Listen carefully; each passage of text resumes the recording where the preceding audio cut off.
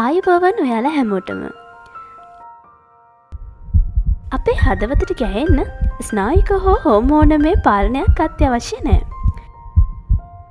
හදවතට පුළුවන් තනියම ගැහෙන්න. ඔයා විශ්වාස කරනවද? ඉතින් කොහොමද හදවත මේ විදියට ස්පන්දනය වෙන්නේ කියලා දැනගන්න අපි යමු අපේ වීඩියෝ එකට. ඔයාලා තාමත් මාව සබ්ස්ක්‍රයිබ් කරලා නැත්නම් මේ දැන්ම මාව සබ්ස්ක්‍රයිබ් කරලා මේ වටිනා වීඩියෝ බලන්න එකතු වෙන්න කියලා ආරාධනා කරනවා.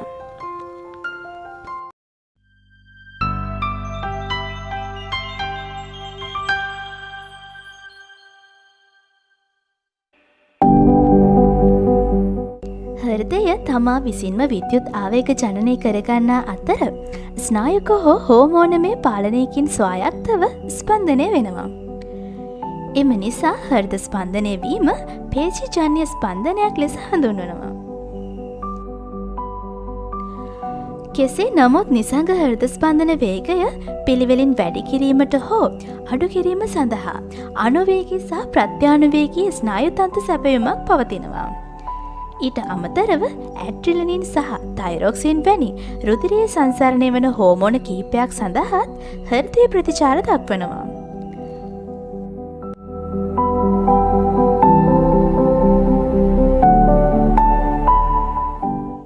හෘදය ස්පන්දනය ආරම්භ කිරීමට අවශ්‍ය විද්‍යුත් ආවේග ජනනය කිරීම සහ එම ආවේග ශීඝ්‍ර ලෙස හෘද බිත්තියේ මයෝකාඩියම තුළින් සම්ප්‍රේෂණය කිරීම සඳහා විශේෂණය වූ ස්නායු පේශි සෛල සහිත කාණ්ඩ කිහිපයක් මයෝකාඩියමේ පවතිනවා.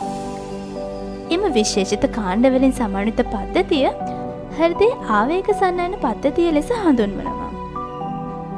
එය ප්‍රධාන කොටස් කිහිපයකින් යුක්තයි. එසේ ගැටය, AV ගැටය, කර්ණික කෝෂික ගොනුව, ගොනුවෙන් බෙදුණු ශාඛා, පර්කින්ජේ තන්තු ආදී වශයෙන් එම කොටස් හඳුනා ගන්න පුළුවන්.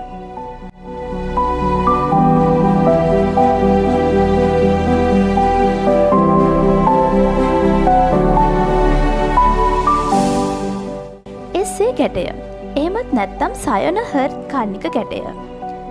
එසේ ගැටය කියන්නේ විශේෂණීය වූ කුඩා සෛල ස්කන්ධයක්. ඒ දකුණු කර්ණිකාවේ මයෝකාඩියම තුළ උත්තර මහා ශිරාව දකුණු කර්ණිකාවට විවෘත වන ස්ථානයට ආසන්නම පිහිටලා තියෙනවා. හෘදයේ සංකෝචනය සඳහා උත්තේජ ජනනය වෙන්නේ එසේ ගැටය මගින්. හෘද ස්පන්දනය ආරම්භ කිරීම, එහි රිද්මයානුකූල ස්පන්දනය සැකසීම ඇති කරන්නේ එසේ ගැටය වන නිසා එය හෘද ගතිකරය ලෙසත් හඳුන්වනවා.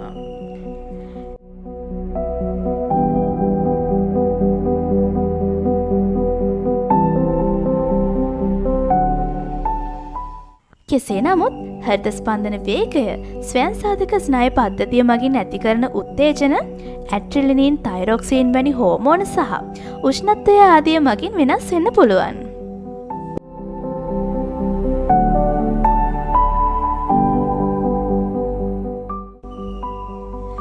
AV ගැටය, එහෙමත් නැත්නම් හෘද කර්ණික කෝෂික ගැටය. AV ගැටය විශේෂණීය වූ කුඩා සෛල ස්කන්ධයක්. මේක පිහිටලා තියෙන්නේ දකුණු සහ වම් කර්ණිකා අතර පිහිටන කර්ණිකා ආවාර බිත්තියේ. AV ගැටය මගින් කර්ණිකාවල සිට කෝෂිකා වෙත විද්‍යුත් සංඥා සම්ප්‍රේෂණය කරනවා.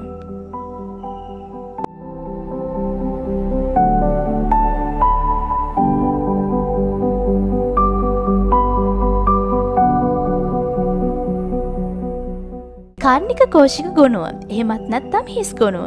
හිස් ගොනුවේ ශාඛා සහ පර්කින්ජේ තන්තු. AV ගොනුව තන්තු ස්කන්ධයක්. ඒවා AV ගැටයෙන් පැන නගිනවා. කෝෂිකාන්තර ආවාරයේ ඉහළ අන්තයේ පිහිටි කෝෂිකා සහ කර්ණිකා වෙන් කරන තන්තුමය මුදුව හරහා AV ගොනුව පැමිණිලා වම් සහ දකුණු ශාඛා දෙකකට ශාඛනය වෙනවා. ඉන්පසු කෝෂිකා මයෝකාඩියම තුළදී එම ශාඛා සියුම් තන්තුවලට වෙන් වෙනවා. ඒවා පර්කින්ජේ තන්තු ලෙස හඳුන්වනවා. AV ගොනුවේ ශාඛා සහ පර්කින්ජේ තන්තු මගින් AV ගැටයේ සිට මයෝකාඩියමේ අග්‍රය දක්වා විද්‍යුත් ආවේග සම්ප්‍රේෂණය කරනවා. එම විද්‍යුත් ආවේගවල ප්‍රතිඵලයක් ලෙසට කෝෂිකා සංකෝචනය ආරම්භ වෙනවා. එම සංකෝචනය ඉහළට සහ පිටත ප්‍රදේශවලට වීදිලා ගිහිල්ලා පුප්පුෂයේ දමනය සහ මහා දමනය තුළට එකවර රුධිරය පොම්ප කරනවා.